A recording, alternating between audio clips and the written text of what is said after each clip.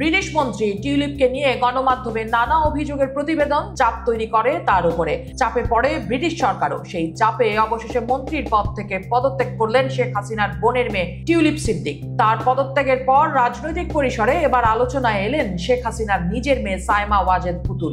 প্রশ্ন উঠেছে, টিউলিপের পর কি এবার বিশ্ব স্বাস্থ্য সংস্থা থেকে পুতুলের পদত্যাগের পালা?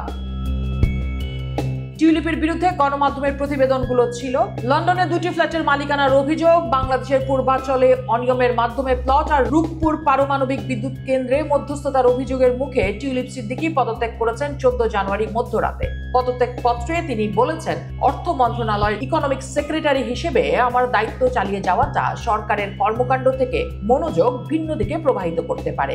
এই লেবার সরকার জাতীয় পুনরুজ্জীবন ও রূপান্তরের যে কর্মসূচি নিয়েছে তার প্রতি আমার আনুগত্য রয়েছে এবং সব সময় সেটা থাকবে। সুতরাং আমি আমার মন্ত্রিত্বের পদ থেকে পদত্যাগের সিদ্ধান্ত নিয়েছি।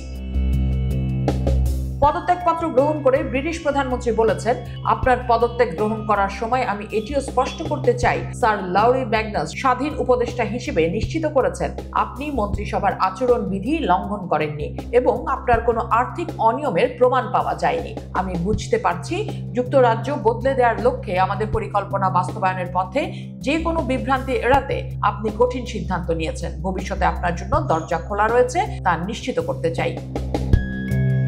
শেখ রেহানা কন্যা টিউলিপকে নিয়ে ব্রিটিশ ও বাংলাদেশ গণমাধ্যম যখন তোলপাড় চলছিল, তখন উভয় দেশের গণমাধ্যমে এসেছে হাসিনা কন্যা পুতুলের নামও। দক্ষিণ পূর্ব এশিয়া আঞ্চলিক অফিসের জন্য বিশ্ব স্বাস্থ্য সংস্থার প্রধান হওয়ার জন্য পুতুলের পর্যাপ্ত কারিগরি ও জনস্বাস্থ্য অভিজ্ঞতার অভাব নিয়ে প্রশ্ন উঠেছে। পূর্বাঞ্চলে প্লট বরাদ্দের অনিয়মেও এসেছে তার নাম।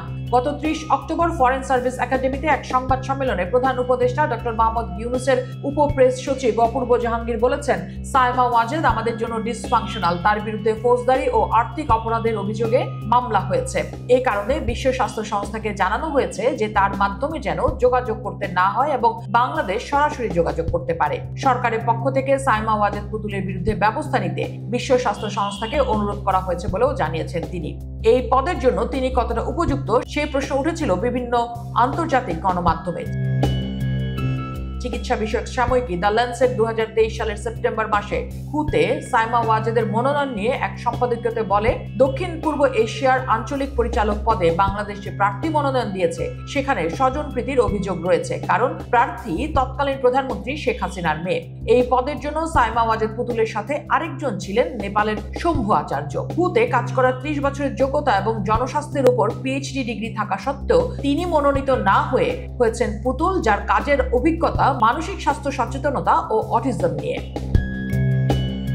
ব্রিটেনের ফাইন্যান্সিয়াল টাইমসের 2023 সেপ্টেম্বরের এক প্রতিবেদনে বলা হয়, একজন স্কুল সাইকোলজিস্ট হিসেবে প্রশিক্ষণপ্রাপ্ত এবং দাতব্য গবেষণা সংস্থা দেখাশোনার অভিজ্ঞতা নিয়ে কি করে পুতুল আন্তর্জাতিক সংস্থায় বড় বাজেট নিয়ে কাজ করতে পারবেন। মায়ের ক্ষমতার অপব্যবহার করে পূর্বাঞ্চল নতুন শহরে জমি বরাদ্দ নেওয়ার অভিযোগে 16 জনের নামের সাথে পুতুলের নামও রয়েছে। দুদকের অভিযোগে বলা হয়েছে, ক্ষমতার অপব্যবহার করে আইন মতে বরাদ্দ পাওয়ার যোগ্য না হওয়া সত্ত্বেও পরস্পরের যোগ সাজসে নিজেরা লাভবান হয়ে ও অন্যকে লাভবান করার উদ্দেশ্যে পূর্বাঞ্চল আবাসন প্রকল্পের 27 নম্বর সেক্টরের 203 নম্বর রাস্তার 17 নম্বর প্লট সাইমা ওয়াজেদ পুতুলের নামে বরাদ্দ হয়েছে। অভিযোগ আছে, বিশ্ব স্বাস্থ্য সংস্থার দক্ষিণ পূর্ব এশিয়ার আঞ্চলিক পরিচালকের মতো পদে থাকা অবস্থায় পুতুল নির্বাচনের আগে বেশ কিছু গুরুত্বপূর্ণ কূটনৈতিক সফরে তার মায়ের সফর সঙ্গী হয়েছিলেন।